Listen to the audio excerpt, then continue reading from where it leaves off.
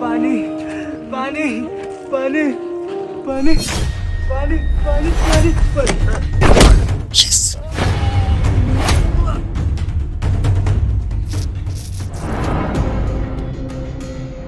सब बॉस लो बनाओ बॉस इसके पकौड़े।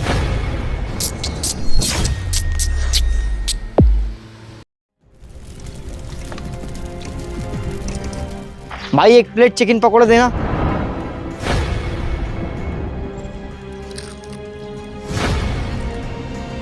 बोला था ना मैंने कि ये दुकान में कभी बंद नहीं होने दूंगा। सुनो, तुम यहाँ मुर्गे के पकोड़े नहीं बेच सकते हो। नहीं, मैं तो बेचूंगा, इसी से तो मेरा खर्चा पानी चलता है। हम तुम्हारे लिए मुर्गे की सप्लाई बंद कर देंगे। नहीं, मैं तो फिर भी बेचूंगा।